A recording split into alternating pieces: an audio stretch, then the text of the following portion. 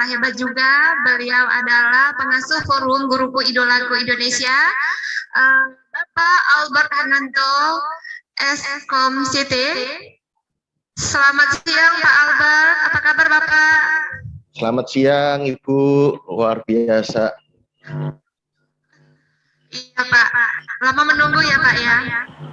Enggak apa-apa Bu, saya dapat manfaat banyak dari Bapak Ibu yang lain. Narasumber sebelumnya ya. Baik, Pak, saya beri waktu 30 menit ke depan, silakan. Ya, mohon izin. Assalamualaikum warahmatullahi wabarakatuh, dan mohon izin buat panitia dan penyelenggara untuk saya boleh share screen. Ya, Bapak Ibu, saya lebih banyak nanti contoh-contoh, dan sebelum saya mulai, saya sudah sediakan video dan sudah ada di materi saya yang dibagikan di Google Drive. Bapak Ibu silahkan cek, karena waktu saya hanya 30 menit, jadi sisanya saya buatkan dalam bentuk video, di mana contoh-contoh seperti apa praktisnya di kelas, ya, bagaimana interaksi dengan murid dan sebagainya. Bapak Ibu bisa pelajari lebih lanjut kalau berkenan melalui video tersebut. Dan mari kita Bapak Ibu, silahkan Bapak Ibu sambil saya share screen, Bapak Ibu silahkan bisa berikan reaksi aja online ya dari Zoom, tepuk tangan atau jempolnya ya yang masih hadir dan masih semangat, silahkan Bapak Ibu ya, silahkan Bapak Ibu berikan lewat virtual aja ya, lewat reaksi itu Bapak Ibu di bawah itu ya, bisa diklik ya. Ya, izin share saya. Oke.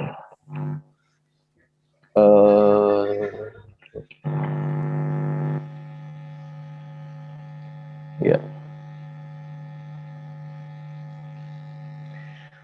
Ya, saya terima kasih buat panitia yang sudah mempercayakan kesempatan ini kepada saya. Ya, jadi terima kasih. Lalu, oke. Ya, saya akan mulai dengan pernyataan ini. Butuh satu desa untuk membesarkan seorang anak. Ya, satu anak aja itu butuh satu kampung, butuh satu wilayah gitu ya untuk membesarkan seorang anak. Jadi maksud saya begini, bahwa ini bukan hanya tanggung jawab guru ya untuk menanamkan nilai-nilai. Tadi sudah banyak disinggung para narasumber. Lalu Bapak Ibu, tadi dikatakan di judulnya hari ini yaitu pola penguatan pendidikan karakter bagi peserta didik. Ya, fokus kita kepada peserta didik. Dan saya nambahkan judul ya, menanamkan nilai dengan bahagia di bagian ini. Jadi mungkin kadang-kadang kita aduh capek Pak, gimana caranya ya, karakternya begini, wah, kita tegang gitu ya. Tapi sebetulnya kita nggak mungkin bisa menanamkan nilai kalau tidak dalam situasi yang fun, menyenangkan. Makanya tadi saya senang dengan Pak Sul yang sudah menyatakan anaknya pulang sekolah itu malah happy, malah bahagia. Ya, seharusnya seperti itu sekolah. Ya, jadi, sebentar, sorry. Nah, Bapak Ibu, kita harus paham bahwa generasi sekarang, anak-anak sekarang itu anak-anak yang galau, Bapak Ibu. Berapa banyak dari antara kita yang sering berkata masih sering berkata begini, nah, menurut Ibu, ya, menurut Bapak harusnya seperti ini. Gitu ya, udahlah, Bapak ini sudah belajar dulu ya, pokoknya harusnya seperti ini. Loh, padahal ya dunia ini berubah ya, hari-hari ini berubah karena ada orang-orang yang bisa melihat masa depan dan membuatnya itu jadi kenyataan di saat ini. Gitu. Jadi dan anak-anak yang kita hadapi adalah anak-anak yang akan masuk, anak-anak yang akan memiliki, anak-anak yang punya masa depan, yang ada di masa depan itu.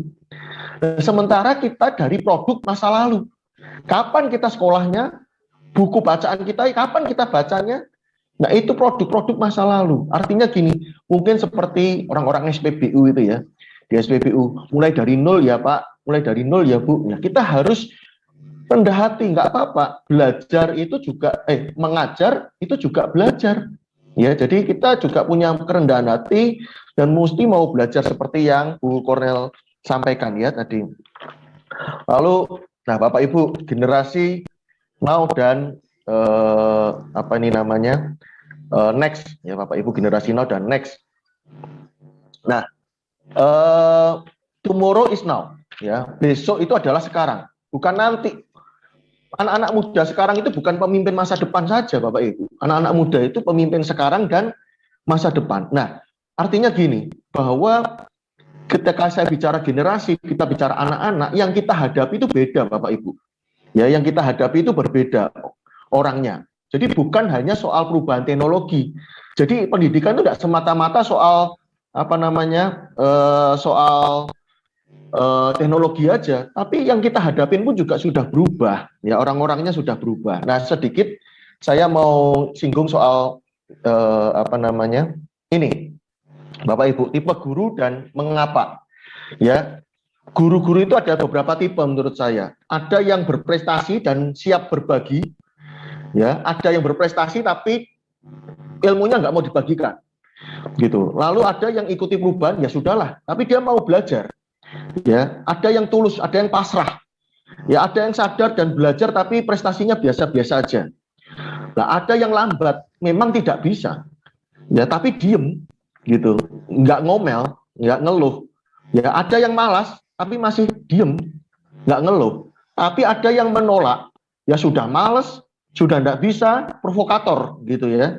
Jadi protes aja, apa aja diprotes. Bahkan sampai ngomong begini, udahlah, cara ini kan nggak salah juga kan. Dulu juga produknya kan berhasil juga, ngapain mesti berubah? Gitu. Jadi, nah, kenapa saya bahas ini? Karena istilahnya di pendidikan itu bukan hanya soal SDM-nya saja, bukan hanya soal SDM guru. Ya, terus kadang ada beberapa masyarakat bilang, wah ya karena guru belum sejahtera. Iya, saya tidak menutup kemungkinan. Ada yang cuma berapa ribu rupiah, ya. Betul, tapi secara general bahwa semua enggak juga Bapak Ibu. Ya, jadi ini bukan hanya, ada juga yang sudah sejahtera tapi enggak mau belajar, ada. Jadi bukan hanya soal sejahtera saja. Iya, itu satu persoalan. Tapi tidak cuma satu persoalan itu aja. Lalu usia. Wah, saya usia begini nggak mungkin bisa. Usia bukan alasan. Memang bisa, ada yang tidak bisa.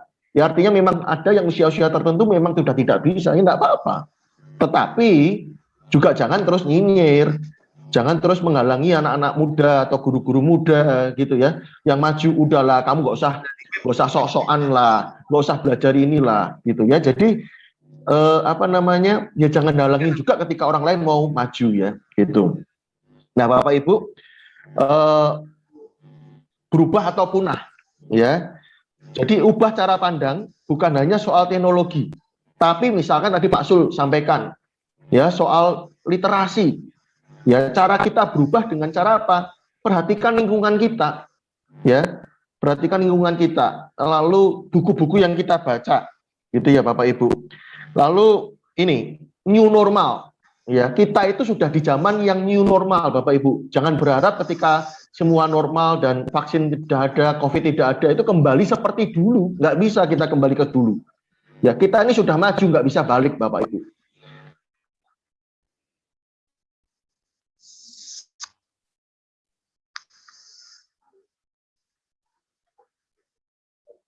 New normal itu sudah ya new, baru gitu ya. Orang yang harus pokoknya, tapi orang yang lentur, orang yang adaptasi, yang fleksibel bahkan. Ya, orang yang fleksibel adalah orang yang bisa bertahan gitu. Lalu, nah menurut saya ini, kenapa? Ya, silakan Bapak Ibu tulis di chat ya, tulis di chat aja. Kenapa pendidikan karakter kok sampai dibahas hari ini? Kenapa pendidikan karakter kok belum optimal sampai hari ini? Ya silahkan ditulis di chat. Ya menurut Bapak Ibu apa? Ya bisa nggak Bapak Ibu coba tulis ya? Bisa nggak Bapak Ibu tolong saya, berikan bantuan ke saya, kasih pendapat ke saya. Ya apa? Ya kenapa kok pendidikan karakter belum optimal? Ya kalau menurut saya ini Bapak Ibu, ya karena teladan. Ya kita ini minim teladan Bapak Ibu. Contoh. Ya, kita nyuruh anak dengerin orang lain, tapi kita bisa enggak kita dengerin orang ketika orang berbicara? Ya. Lalu kita ngomong jangan terlambat, bisa enggak kita enggak terlambat? Kita ngomong jangan merokok, bisa enggak kita enggak merokok? Jangan main handphone, bisa enggak kita enggak main handphone? Ya. Lalu kemudian definisinya karakter itu enggak jelas kita. Contoh, kita ngomong jujur, ya, soal jujur aja. Ya jujur, masa kita ada bilang tadi nyuri dikit, nggak apa-apa. Ya kalau nyuri banyak baru bermasalah. Nggak bisa, jujur ya jujur.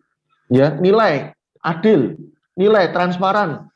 Tapi kita ngomong kasihanlah kalau nggak dinaikin kelas, ya dinaikinlah. Kita nggak jelas ini definisinya. Kita mau tegas atau mau kasihan? Nggak bisa semua diambil semua. Jadi mustahil Bapak Ibu kalau karakter itu apa ya tidak pada tempatnya gitu. Lalu Bapak Ibu, kita ini banyak urusan yang nggak penting. Ya kalau nggak heran ya, kalau tadi nggak heran kalau di Amerika Pak Sul sampaikan mereka terbiasa menemukan sesuatu. Nah kita ini menemukannya berbeda Bapak Ibu. Contoh kasus, saya nggak bela mana-mana, ya meskipun saya sama-sama orang Solo, ya.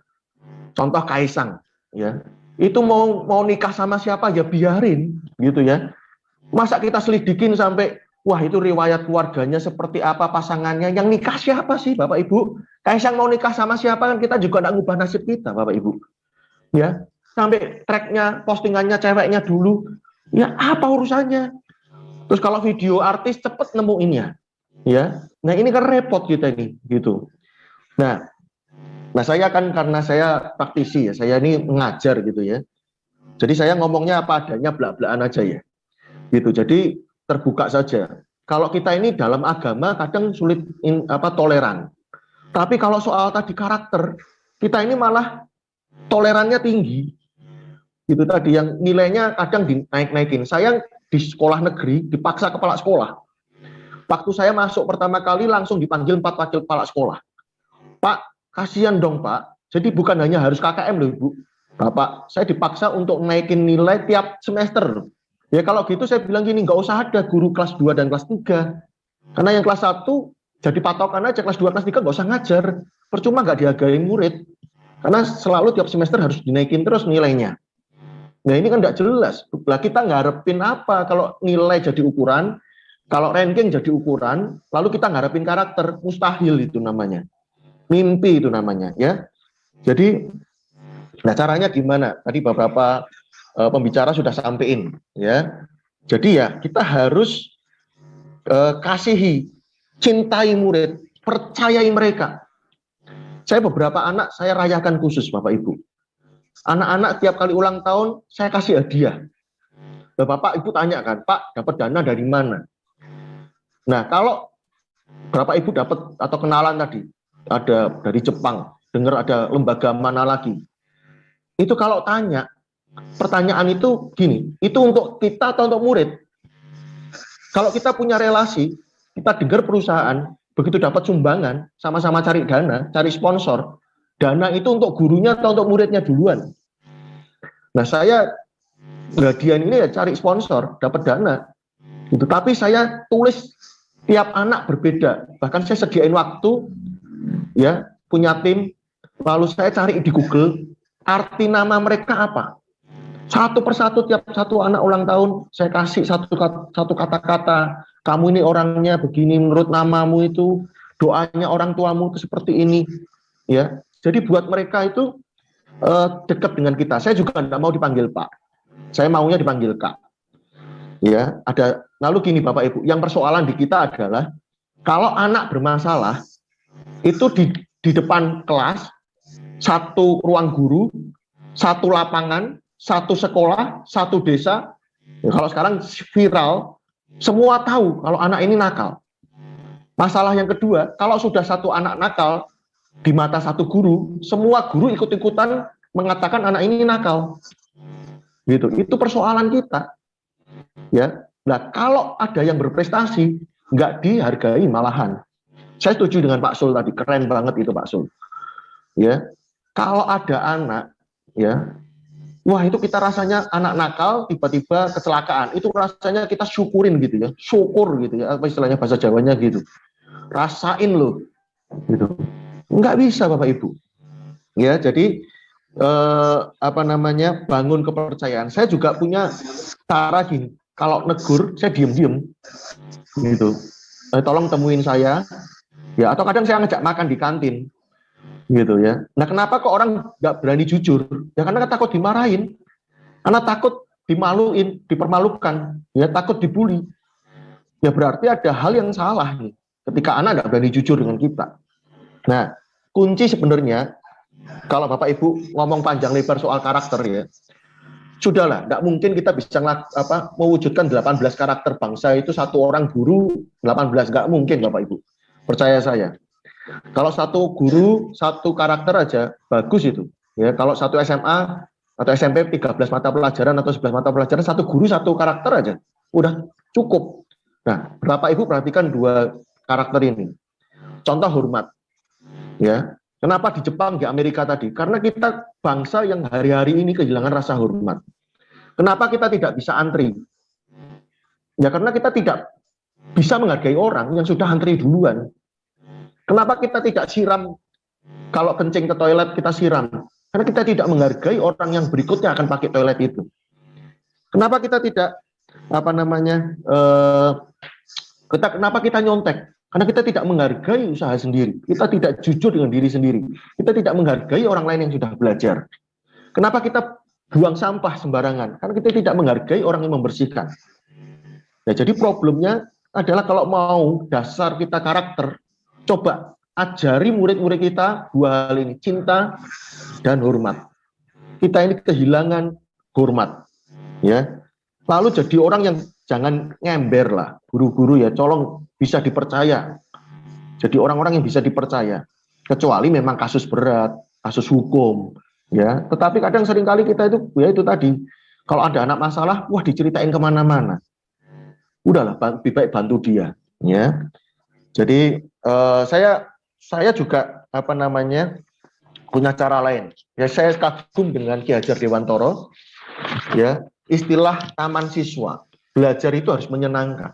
Setiap rumah adalah sekolah, setiap orang adalah guru, dan kehidupan adalah bahan pelajaran. Saya bawa anak-anak keluar, ya. Saya bawa anak-anak ngamen, saya bawa anak-anak berbagi. Kita itu lebih bertumbuh kalau menolong orang lain bertumbuh. Kita tidak bisa menghasilkan pemimpin kalau mereka tidak diberi kesempatan memimpin. Nah, anak-anak ini saya bawa, ya. Bahkan saya kadang di kantin, gitu ya. Ngajar. Awal mula saya dibully loh Bapak Ibu masuk sekolah. Saya harus nyari murid, anak-anak pada pergi, ada yang sembunyi. Saya bilang gini, udahlah kalian tuh berbohong sama diri kalian. Mending kalian jujur. Akhirnya apa? Mereka jujur. Ya saya ajak ngomong gitu ya. Pak, lapar, ya sudah, maunya apa? Mau kasih waktu makan? Oke, berapa menit? Oke, tak kasih kesempatan. Kamu bawa bekal enggak? Kalau bawa bekal, boleh enggak kamu ke kelas? Nah, ada cara lain ya Bapak Ibu, nanti saya sampaikan, yaitu jangan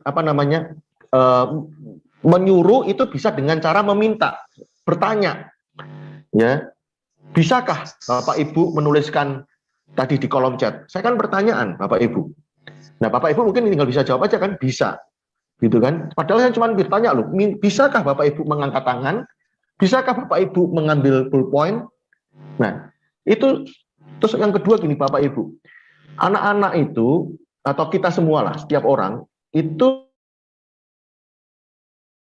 terus lebih suka dikasih pilihan. Berapa banyak Bapak Ibu yang di toko dikasih pilihan gini, Ibu pilih warna biru atau warna merah, Bu? Nah, itu kan sebetulnya Ibu dipaksa beli, Bang. Kan sudah nggak ada pilihan tidak kan, merah atau biru. Nah, anak-anak juga begitu, Bapak Ibu. Kalau nggak mau kasih tugas, saya kasih alternatif. Oke, kita ada 3 pilihan. Yang 2 dari Bapak, yang Kakak, 1 dari kamu. Oke, kalau dari saya usulannya begini. Kalau kamu nggak mau tugas ini, boleh. Ya, kamu pilih ini atau ini. Kalau nggak mau, nggak apa-apa. Tapi kamu usul. Kamu mau ngerjain tugas yang seperti apa yang menurut kamu pas dengan harapan saya. Ya, jadi diajak ngomong Bapak Ibu. Ya. Sekarang gini kan, ujian dibuat guru, nilai ditentuin guru. Ya bebas-bebas kita dong caranya, ya. Yang penting kurikulumnya, materinya kita sampaikan, caranya fleksibel Bapak Ibu.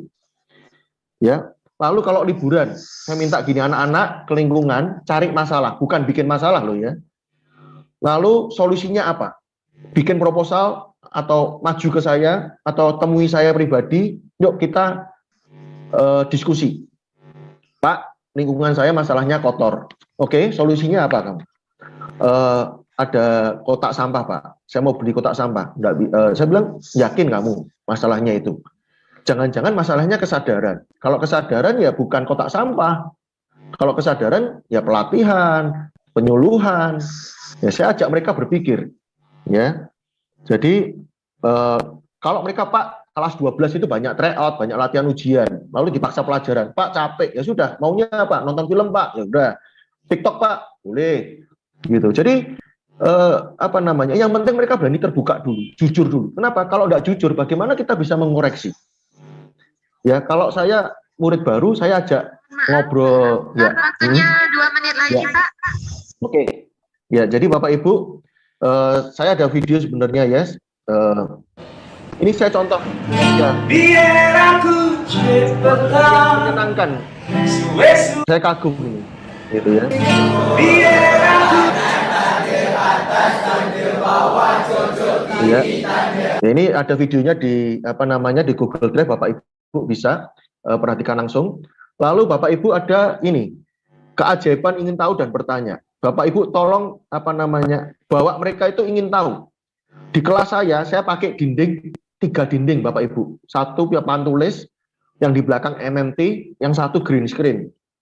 Ya. Jadi lalu kursinya saya ubah-ubah tiap kali mereka masuk.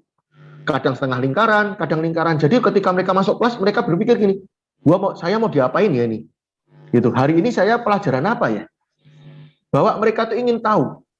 Gitu. Bahkan saya ajak gini, silahkan sebelum saya mulai pelajaran, saya katakan gini, topik hari ini. Ada pertanyaan nggak? Silahkan tanya apa aja. Gitu ya. Jadi kalau tidak, malah Anda mau materi apa? Anda nggak tahu dalam kehidupan ini soal apa? Silahkan tanya. Gitu. Nah, jadi lalu latih juga cara berpikir. Ya, ini tadi contohnya yang solusi tadi ya.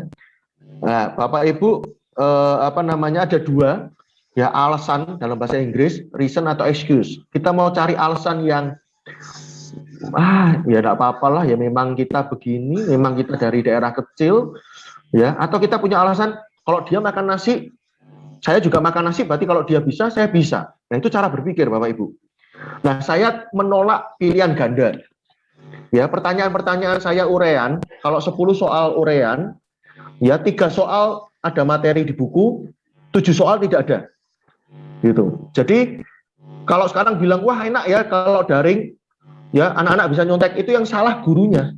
Kenapa dikasih soal yang bisa nyontek? Ya, saya pertanyaan-pertanyaan begini. Ya, pertanyaan ke murid salah ujian. Kamu nilai berapa hubunganmu dengan orang tua? Range 0 sampai 10. Apa? Gitu. Lalu kamu mau minta pelajaran ini nilainya berapa? Kenapa? Jadi tadi yang Pak Sul atau siapa Pak Usman tadi sampaikan ini. Pertanyaannya lebih banyak mengapa daripada bagaimana. Ya. Lalu Bapak Ibu kolaborasi. Nah, kolaborasi ini melibatkan banyak hal. Nah, saya satu aja karena waktu, perhatikan Bapak Ibu, ayah-ayah harus hadir. Ya, jangan ayah itu sudah mentang-mentang cari uang, ya, urusannya pokoknya ibu. Kalau ngambil raport ibu. Jadi kalau nanti nilainya jelek nggak naik kelas, yang ngajar bapak juga. Ya, bapaknya nggak pernah nemenin proses. Gitu. Bapaknya udah merasa aku udah cari duit, itu tanggungannya ibu. Nggak bisa Bapak Ibu. Nilai itu ada di ayah, bukan di ibu. Lalu yang sisipkan dalam pembelajaran apa aja, kayak seperti ini, fisika, saya bisa masuk, ya, nilai-nilai karakter. Lalu saya titip satu hal, ya, soal saya minta mereka nulis, ditolong pengalaman beda agama, lalu bangga dengan bangsa ini, gitu ya. Nah, saya mau menanggapi terakhir ini, ya, jangan lelah mencintai bangsa ini, ya. Kita harus kembali kepada kita orang Indonesia yang beragama. Silakan Bapak Ibu. Bapak Ibu misalkan, Bapak adalah orang Indonesia yang beragama Muslim. Ibu Kornel misalkan Ibu Indonesia yang beragama, saya juga misalkan, saya beragama Kristiani. Nah, tapi kita ikatannya sama Indonesia. Bukan kita beragama, saya Kristen yang kebetulan lahir di Indonesia, itu tidak akan mengikat kita sebagai satu saudara, Bapak Ibu. Ya, Jadi itu ya ini pembelajaran kita nanti nggak akan kembali normal. Bapak Ibu harus terbiasa campuran antara online dan offline. Oke, jadi terakhir cara untuk mengubah karakter itu tidak hanya bisa diajar Bapak Ibu. Ajari mereka belajar dari orang lain dalam kerja kelompok, ajari mereka ngalami, praktek, lalu ajari mereka spiritual, refleksi, ya, merenungkan. Saya punya sebenarnya kalau ada waktu silahkan Bapak Ibu dengarkan video saya. Jadi ada anak yang nuraninya hidup. Ya ada anak ada anak motoran ya. Kan enggak nuraninya enggak hidup. Bebal kan. Nah, gimana caranya supaya orang hidup lebih hidup? Nah, itu pakai cara refleksi. Nah, ini ada beberapa cara yang sudah saya tulis ya, misalkan dengan nulis jurnal. Apa yang kamu pelajari dari hidup?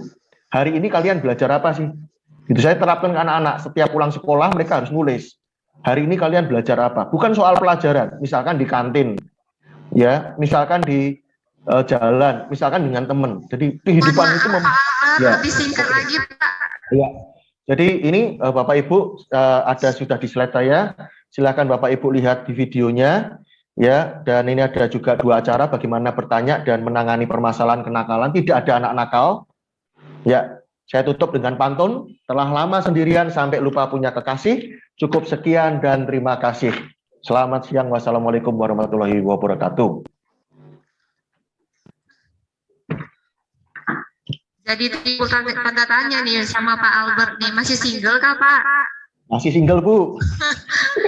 Baik. Siapa mau daftar silakan. Nanti dibuka link sama admin. Boleh dari Zoom perkenalannya. Seleksi Zoom. Baik, bagi para partisipan saya hanya memberi 1 kesempatan untuk bertanya kepada Pak Albert. Kepada partisipan saya persilahkan.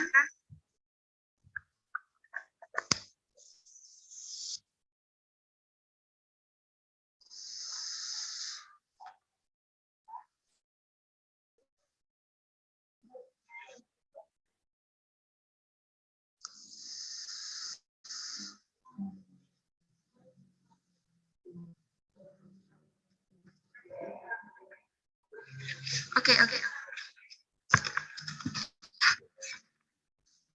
Saya beri kesempatan untuk 1 penanya kepada Pak Albert. Berhubung waktunya sangat sempit.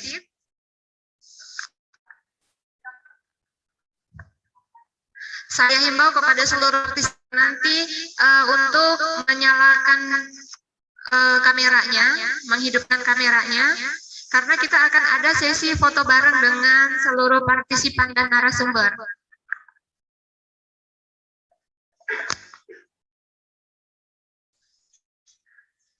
Baik Bapak Ibu.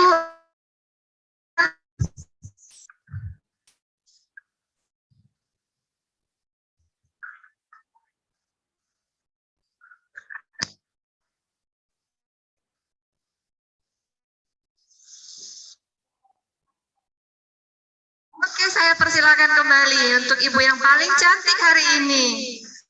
Silakan Ibu.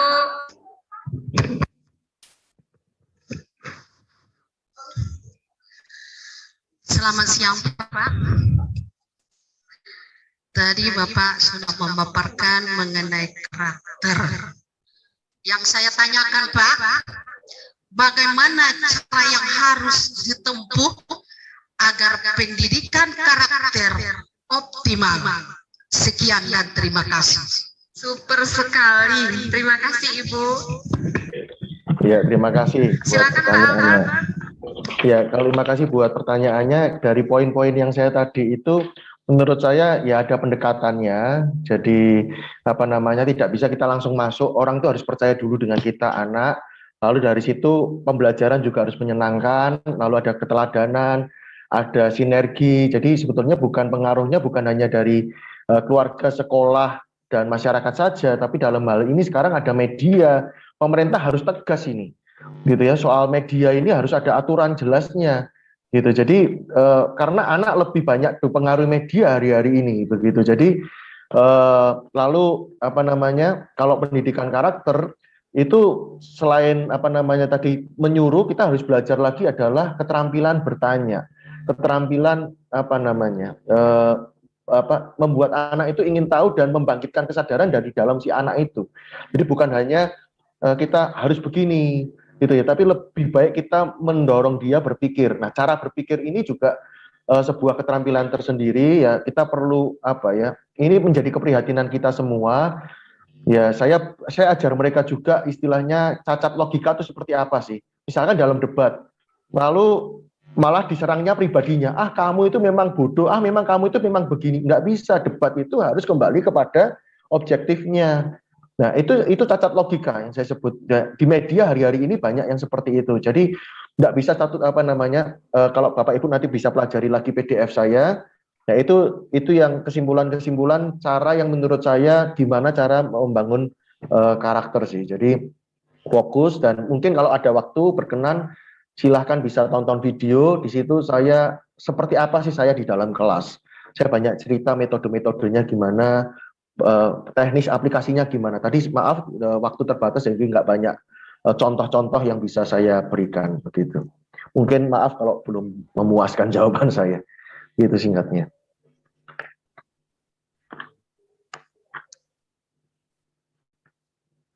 Ya. Ya, Pak sudah, Bu. Albert. Ya. Ya, terima kasih Pak Albert. Berhubung karena waktu yang memang sudah Bu Rina izin itu ada bisa dikasih Bapak Kristus dapat Asudungan pengen bertanya dari luar Madinah kelihatan Bapaknya. Satu pertanyaan boleh ya Pak Albert ya? Silakan Pak. Boleh Pak. Nah, boleh. Secara singkat ya Pak. Silakan Bapak. Terima kasih. Ya, terima kasih Bapak Ibu. Ya, saya dari Medan. Saya yang bertanya kepada Bapak.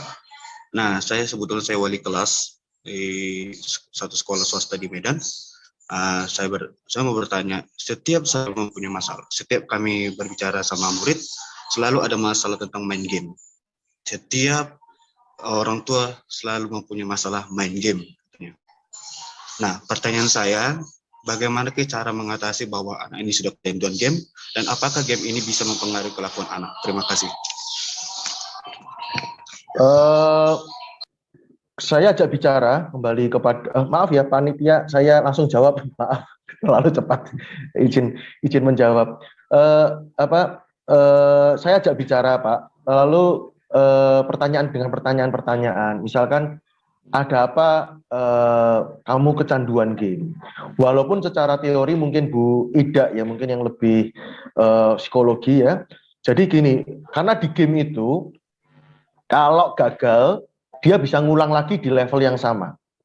Kalau berhasil, itu ada rewardnya, ada penghargaannya. Bahkan begitu gabung aja di game, itu sudah disambut.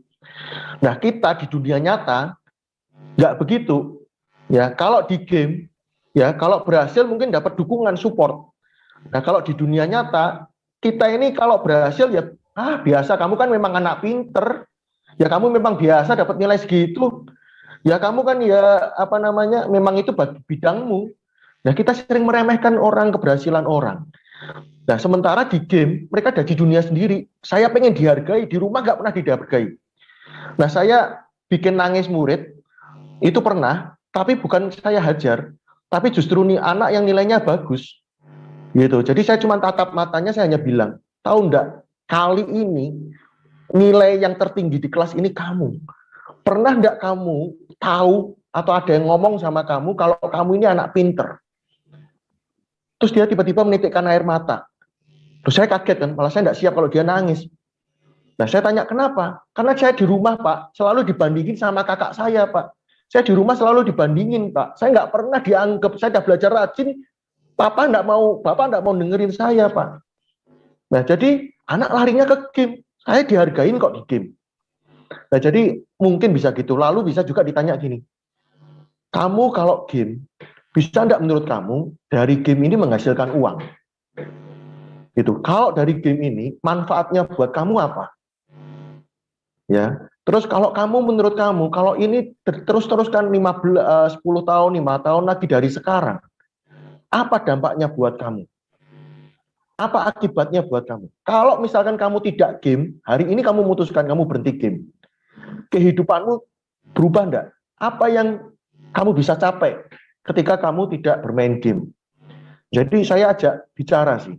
Nah, kalau dari masalah usia dini, jangan-jangan gini, orang tua itu gini, kalau dulu anak ribut dimarahin, kalau sekarang anak kecil gitu ya, anak PAUD gitu, kalau rame makan nggak mau dikasih handphone, akhirnya anak mau mau makan, biar anak nggak ganggu orang tua lagi kerja, anak dikasih handphone, giliran anak sudah pegang handphone terus dimarahin.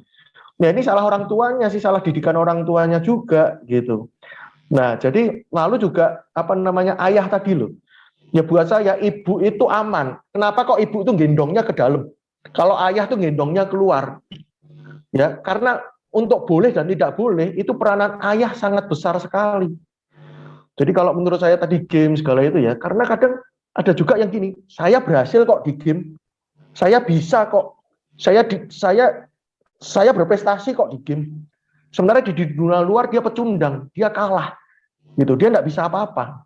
Nah, untuk kita ini cowok-cowok ya, bapak pria-pria itu kan di Asia canggung untuk memberikan sentuhan. Kamu bisa, nak. Bener, itu yang kamu pilih itu memang bidang kamu. Bapak dukung deh. Berapa banyak bapak-bapak yang ngambil raport. Gitu. Itu banyak sih, banyak peranan sih. Ya, kalau dari lebih singkat, Pak. Ya, itu aja. Jadi kalau dengan anak ya pendekatannya ya tadi dibuat anak jangan merasa kita bermusuhan. Oh, kamu suka game apa? Coba dong Bapak diajarin, itu cerita tentang apa sih? Game itu melatih kamu apa sih? Pendekatan begitu, lalu orang tua juga bisa dipanggil, bisa dijak ngomong juga. Ya, tadi yang mungkin saya sampaikan seperti itu. Mudah-mudahan bisa menjawab. Terima kasih.